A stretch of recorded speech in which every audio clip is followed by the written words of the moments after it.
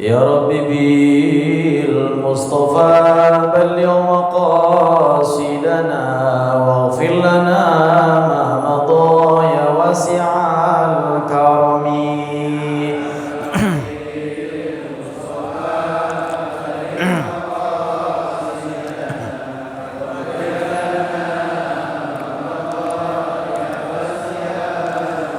والحبيب الذي ترجى شفاعته لكل هول من الأول مقتحم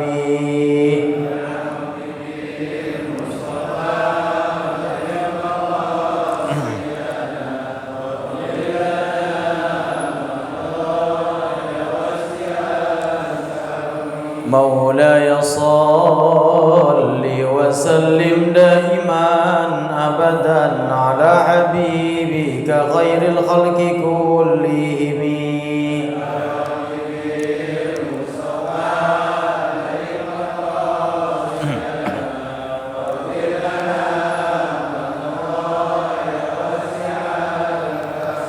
على هذه النية وعلى كنية صالحة وإلى النبي المصطفى صلى الله عليه وسلم على أزواجه وأولاده وذرياته وآل بيته شاءوا لله لهم الفاتحة.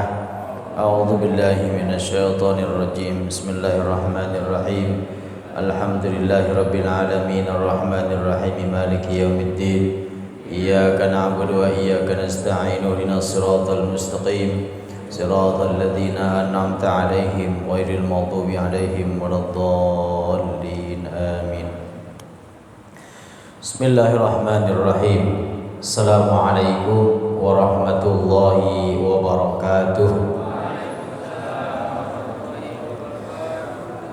حمدا وشكرا لله أشهد أن لا إله إلا الله وحده لا شريك له وأشهد أن سيدنا محمدا عبده ورسوله لا نبي بعده. اللهم صل وسلم وبارك على سيدنا وحبيبنا وشفيعنا ومولانا محمد وعلى آله وأصحابه ومن تبعهم بإحسان إلى يوم الدين. أما بعد فقد قال الله تعالى في كتابه الكريم وهو أصدق القائلين أعوذ بالله من الشيطان الرجيم. بسم الله الرحمن الرحيم.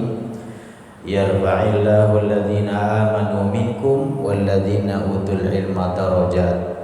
وقال النبي صلى الله عليه وسلم طلب العلم فريضة على كل مسلمين والمسلمات.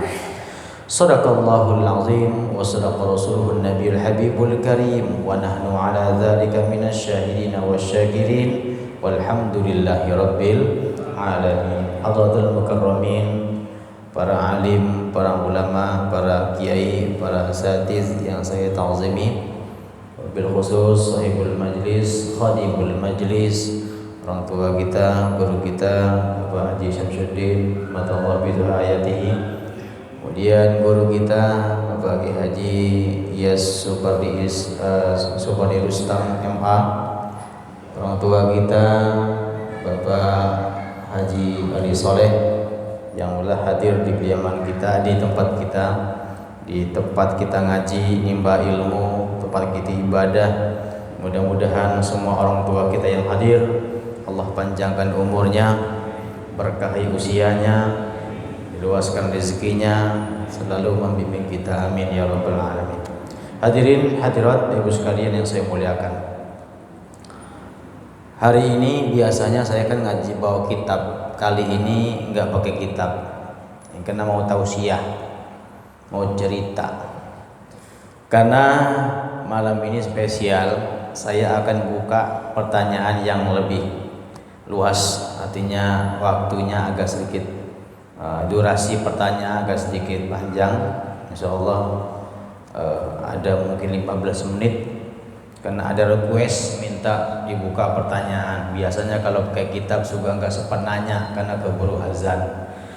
Maka malam hari ini saya akan buka waktu yang lumayan luas untuk bertanya berkaitan dengan ibadah. Tapi jangan hanya duit, hanya masalah ibadah aja. Ahlan wa sallam guru kita Haji Asmar Kondi. Baik, saya sedikit cerita. Ini tapi cerita nyata atau fakta. Jumat yang lalu saya bertugas khotib Jumat di PT Jaya apa gitu, yang pabrik AC Media ya, Midea di Jababeka. Sebenarnya ini fenomena yang biasa terjadi di perusahaan. Bahkan di masjid kampung pun sama. Saat Jumatan dulu, orang Jumatan itu jam 10 sudah ramai masjid. Betul? Jam 10 ramai. Aki-aki itu yang paling pertama ke masjid Jumatan. Tapi kok sekarang Jumatan tuh nunggu azan. Ya. Azan dulu baru pada datang. Sebenarnya nggak mau negor jamaah saat kita sedang khutbah. Tapi saya pikir ini sunnah. Khotib menegur jamaah saat khotib menyaksikan jamaahnya berkelek, petekelan begitu. Maka khotib boleh menegur. Daripada yang negur tetangganya, sebelahannya, maka gugurlah Jumatnya. Maka mendingan khotib. Apa yang terjadi? Sebenarnya ini udah sering terjadi setiap khotib, setiap Jumatan seperti itu. Jadi ke masjid Jumatan tapi ngobrol sambil ngerokok di teras masjid sambil dengarkan khutbah. Kurang lebih 300 karyawan yang ada di depan menghadap ke khotib hanya 2 baris yang panjang sopnya seperti ini. Selebihnya ngobrol, nggak tahu apa ngomongin burung, apa ngomongin pancing, nggak tahu dah. Sambil ngerokok, sambil bercakap-cakap, sambil dengarkan khutbah. Lah ini Jumatan apa tahlilan itu loh. Akhirnya materi yang tadinya yang sudah saya siapkan diganti sama saya. Materinya tentang keledai. Tak rubah materinya, spontanitas, materi saya ganti. Apa materinya? Judulnya keledai. Kata saya begini.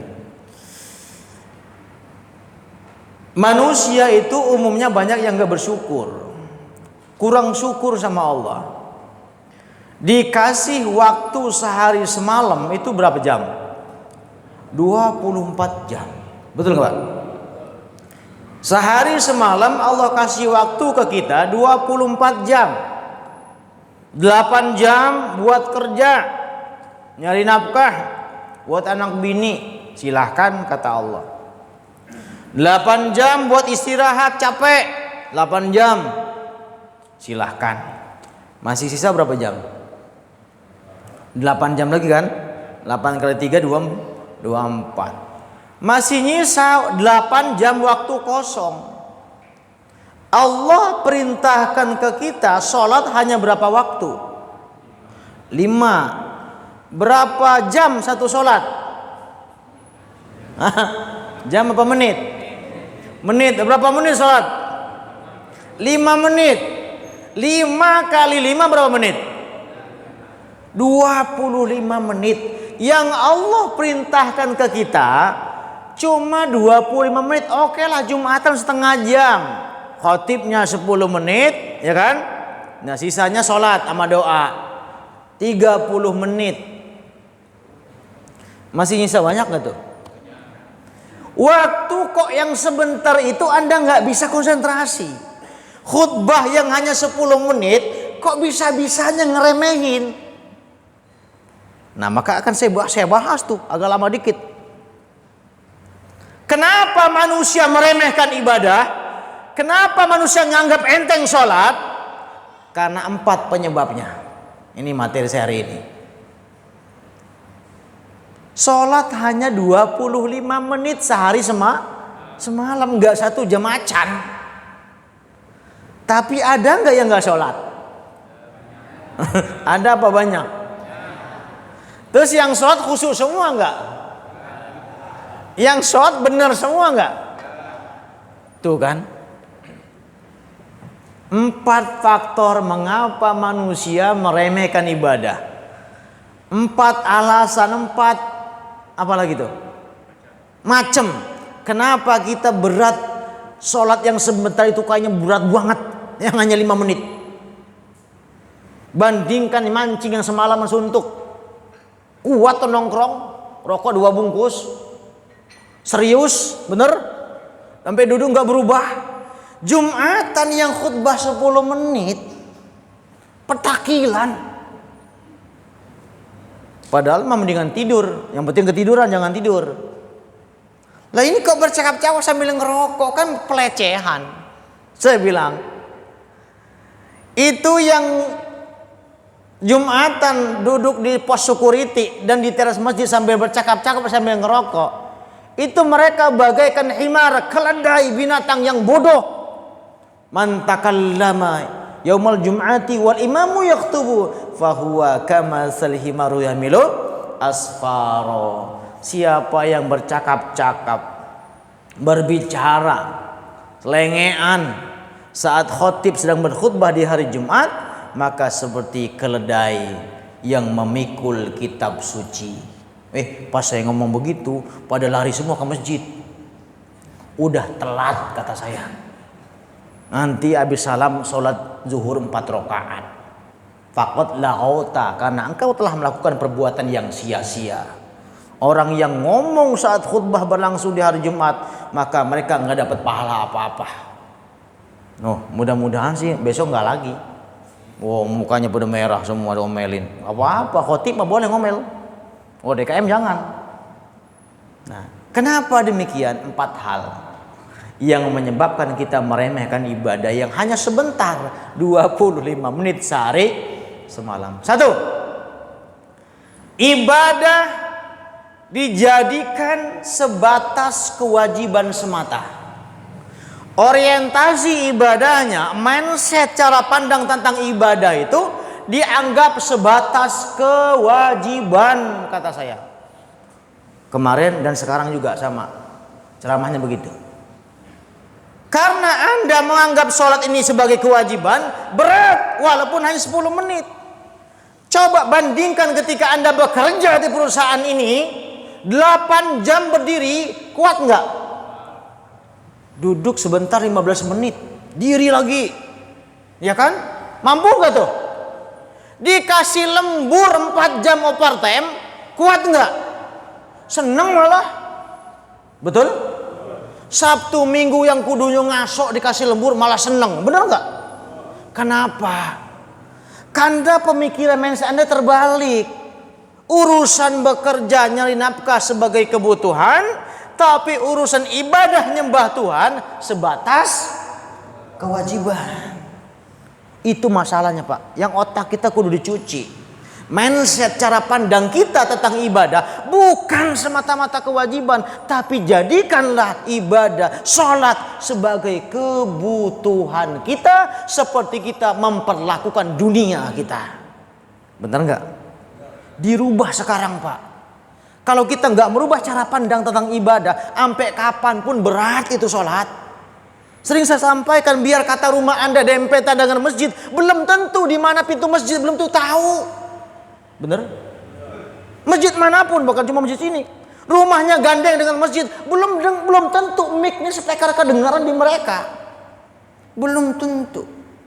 Kenapa? Tadi cara pandang tentang ibadah ini sebagai kewajiban. Sampai modal ge berat ibadah tuh. Kalau kita nganggap sebagai kewajiban semata. Tapi jadikanlah sholat, ibadah yang sebentar itu, kita yang butuh. Ibadah itu demi Allah. Allah nggak butuh sholat kita. Apa Allah hina gitu? Apa Allah miskin gitu kalau semua manusia nggak sholat begitu? Apa Allah rugi? Tidak. Sholat itu bentuk syukur kita kepada Allah. Memang betul Allah perintahkan kita ibadah. Betul. Haqimis sholah. Ya kan? Tapi Allah perintahkan kita ibadah bukan berarti Allah butuh sholat kita. Salah. Allah nggak butuh disogok biar kita masuk surga. Allah nggak butuh disogok biar kita nggak masuk neraka. Allah nggak butuh itu. Tapi Allah kepengen hambanya macam kita ini hamba yang tahu diri, yang tahu terima kasih, bahasa manusianya begitu. Allah udah kasih hidup, kasih kesempatan, kasih sehat, kasih rezeki, kasih nikmat, bersyukur apa enggak? Itu doang kata Allah mah. Wa may yashkur fa innama yashkuru li nafsihi wa man kafara fa innallaha ghaniyyun hamid. Siapa yang bersyukur, artinya syukur itu ibadah, bukan ngomong saya bersyukur, bukan itu. Syukur itu adalah orang yang mau ibadah sebagai terima kasihnya ke Allah. Siapa yang mau ibadah sebagai bentuk syukurnya kepadaku, innama yashkuru li nafsihi. Syukurnya itu kembali ke dia. Untuknya kata Allah, untuk kita, bukan untuk ke Allah. Allah nggak butuh sholat kita. Wa man kafara, andai pun siapa orang yang kufur, nggak mau sholat, nggak mau ibadah, nggak bersyukur, innallaha ghaniyyun hamid. Aku itu maha kaya, aku nggak rugi kata Allah, aku nggak bangkrut dan aku tidak terhina. Aku tetap terpuji seandainya semua manusia nggak ada yang ibadah menyembahku. Jadi mulai sekarang ganti cara pandang kita tentang sholat, bukan sebatas kewajiban tapi kebutuhan. Saya yang butuh sholat. Bukankah Nabi sudah ngasih contoh ke kita? Beliau manusia yang sudah dipastikan masuk surga. Kalau kita kan masih insya Allah Pak, ya kan ya? Siapa yang bisa ngomong bahwa saya pasti masuk surga? Ayo. Nggak ada kan? Karena masih insya Allah semua. Tapi kalau kita nggak yakin Rasul masuk surga, kafir. Maka kita sepakat bahwa Rasulullah manusia yang pasti masuk surga. Betul? Sepakat? Bahkan beliau manusia yang pertama kali membukakan pintu surga. Sebelum siapa-siapa. Ya di padang mahsyar, ketika kita dibangkitkan oleh Allah, manusia yang pertama kali dibangkitkan adalah Rasulullah. Kedua siapa? Sahabatnya Abu Bakar Siddiq. Ketiga siapa? Umar bin Khattab. Maka bertiga kan berjejer dimakamkan di Raudhah, betul? Bertiga. Manusia yang paling dulu dibangkitkan. Kemudian kata Rasul dalam hadis Imam Tirmizi, kami bertiga pergi ke Baqi. Makam Baqi di Madinah Al-Munawwarah, samping Masjid Nabawi. Lalu aku bangkitkan ahlul Baqi. Orang-orang yang dimakamkan di makam Baqi dibangkitkan dan Rasul kasih syafaat. Lalu kami berangkat ke Jannatul Ma'la, makam yang ada di Mekkah Al-Mukarramah. Di sana ada istri Nabi Khadijah. Lalu aku bangkitkan semua ahlul Jannatul Ma'la, dibangkitkan dan aku berikan syafaat. Maka siapa orang yang wafat di dua jannah ini, di dua makam ini, maka mereka kebagian syafaat. Dipastikan mereka kebagian syafaat. Kalau kita insya Allah, ya. Karena itu udah jaminan Rasulullah. Nah, baik. Manusia yang pertama kali ngebuka pintu surga ya Rasulullah. Yang sudah pasti masuk surga ya Rasulullah. Tapi ibadahnya nggak ada lawan.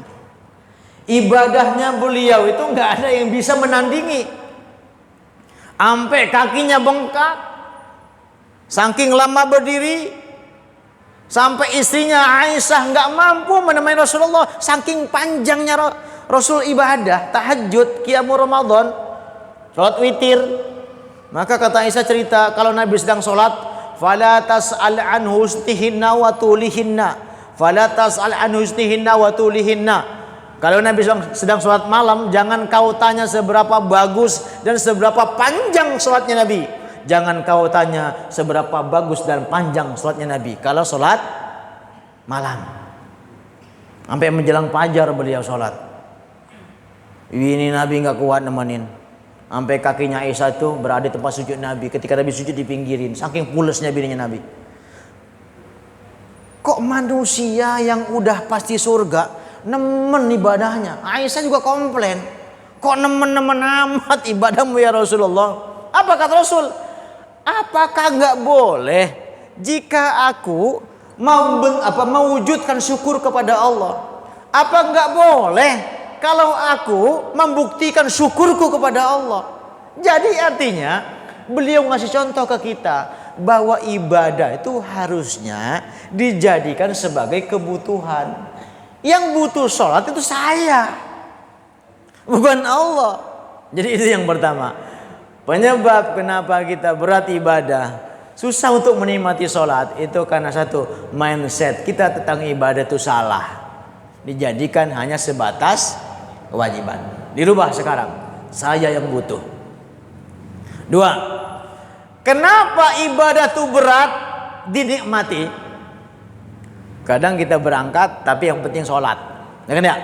Yang penting kan sholat daripada kagak. Nah ini yang tadi yang ngobrol itu, sholat mah sholat, tapi asal sholat. Yang penting kan sholat daripada kagak, ya kan ya? Hapusin, mikir yang begitu ilangin dari sekarang. Kalau kita pengen nikmat ibadah, pemikiran yang penting sholat hapus dari pikiran kita. Jangan bandingkan orang yang sholat dengan yang enggak apple to apple. Tapi bandingkan sholat kita yang enggak khusyuk dengan orang yang menikmati ibadah. Nah, beratnya menikmati ibadah karena kita kagak gablek ilmu. Ibadahnya tidak disertai dengan ilmu. Yang Jumatan ngobrol tadi, saya gituin kemarin tuh. Yang tadi ngobrol, saya yakin mereka nggak ngaji ibadah Jumatan doang, tapi nggak pernah ngaji. Ya begitu jadinya. Nah gituin. Begini semua. Saya yakin Anda yang ngobrol, Anda yang ngerokok saat Jumatan berlangsung seperti ini, hakul yakin Anda itu nggak ngaji. Gituin. Ayo. Kalau model begini, saya nggak yakin pada ngobrol nggak yakin. Bener nggak? Masih ngobrol juga? Selepet. Udah ngaji masih ngobrol. Tapi kita survei coba. Orang yang Jumatan ngobrol itu biasanya nggak ngaji. Maka nasihat itu penting. Ilmu itu wajib. Mardut orang yang ibadah, yang sholat, nggak gablek ilmu itu tertolak, nggak ada artinya. Maka penting itu ngaji. Timbah ilmu. Kenapa? Manfaat taklim itu banyak, Pak. Satu, manfaat taklim itu menjadikan kita yang tadinya nggak tahu jadi tahu, bener? Yang tadinya orang bisa jadi bisa, bener? Yang tadinya nggak mau jadi mau, betul? Yang tadinya nggak eling jadi eling, itu ngaji. Maka saya yakin orang yang Jumatan yang tadi belakang semua duduknya itu nggak ngaji tuh. Maka Anda setelah Jumatan ada majelis ilmu, ngaji setengah jam toh. Untuk apa? Memperbaiki ibadah kita, merubah cara pandang kita tentang ibadah, sehingga ketika Anda sholat serius, jangan ngeremehin Tuhan. Sholat itu kan mi'raj kita, Pak, perjumpaan kita kepada Allah. Kalau Rasulullah mi'rajnya ke Sidratul Muntaha, kita nggak perlu naik ke sono. Kalau kita naik ke sana angus. Mi'rajnya kita cukup sholat doang, Pak. Bu, mi'rajnya kita ketemu kita dengan Allah, ngobrolnya kita kepada Allah saat sholat. Masa ngobrol sama Allah selengean? Itu loh, Pak. Dirubah. Ilmunya kudu digali. Tanya. Bapak sholat umpama kok ngeliat sebelah begini, tanya ke saya, tanya ke Kiai Ilyas. Ke ustadz yang lain, Pak Ustadz, oh nah kok soalnya begitu, ini kok soalnya begini, kalau begini bagaimana, kalau begitu, tanya. Jadi kita nggak ragu, yakinkan ibadah yang kita lakoni, terutama sholat itu punya sanad, Pak. Tahu sanad nggak? Sanad itu mata rantai ilmu pengetahuan kita tentang ibadah.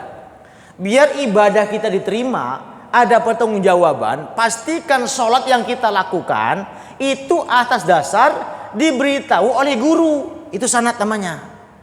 Karena kalau orang sholat nggak ada sanadnya, sama tertolak. munqati, putus sanad ilmunya, maka ilmu itu wajib. Maka Bapak harus pastikan siapa guru saya, begitu. Bukan berarti berguru sama saya nggak butuh begitu. Tapi Bapak harus yakin, saya sholat seperti ini karena ustadz ini. Ustadz ini saya ikuti karena dia pesantren. Ustadz ini gurunya ini. Ustadz ini gurunya ini. Jadi ada sana mata rantainya. Ibadah kita yang kita lakukan artinya ada yang bertanggung jawab. Yang semuanya mengerucut bersumber dari Rasulullah sallallahu alaihi